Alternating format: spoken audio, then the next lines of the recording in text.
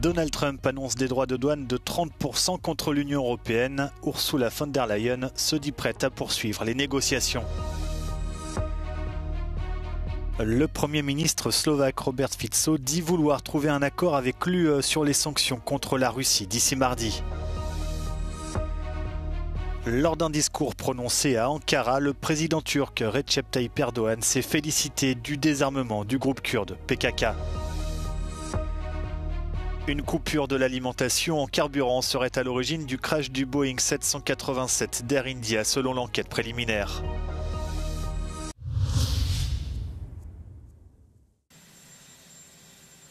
Donald Trump annonce des droits de douane de 30% sur les importations européennes à partir du 1er août.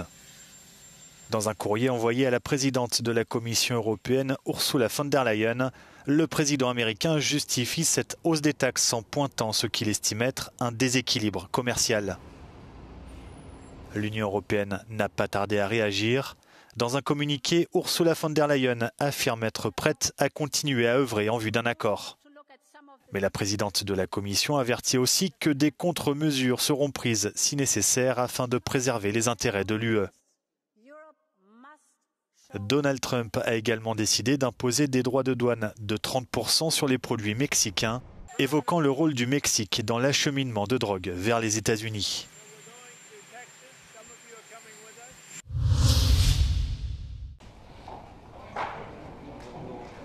Le Premier ministre slovaque Robert Fico a déclaré samedi qu'il cherchait à trouver un accord avec la Commission européenne sur la question des sanctions contre la Russie.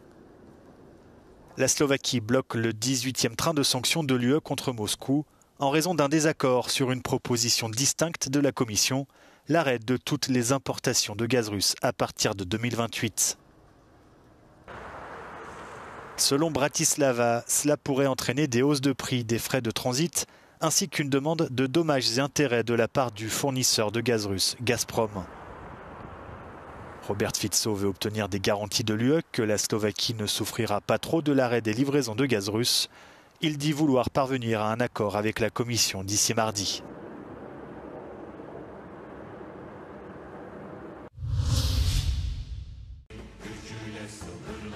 Le président turc Recep Tayyip Erdogan se félicite du désarmement du groupe kurde PKK. Lors d'un discours prononcé à Ankara, il a qualifié l'événement de victoire. Türkiye kazanmıştır. Milletim kazanmıştır. Türk, Kürt, Arap, 86 milyon. Vendredi en Irak, des militants du PKK ont symboliquement déposé les armes. 47 yıllık terör belası inşallah sona erme sürecine girmiştir. Türkiye uzun, acılı, sancılı, gözyaşlarıyla dolu bir sayfayı dün itibariyle kapatmaya başlamıştır. Après des décennies de lutte armée, les militants kurdes disent désormais vouloir défendre leurs idées par la voie politique. Le processus de désarmement devrait s'achever en septembre.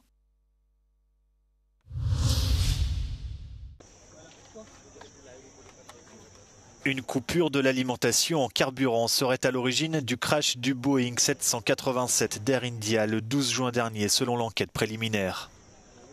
Le bureau indien publie dans son rapport l'enregistrement des conversations dans le cockpit. L'un des pilotes demande à l'autre pourquoi il a coupé l'alimentation en carburant.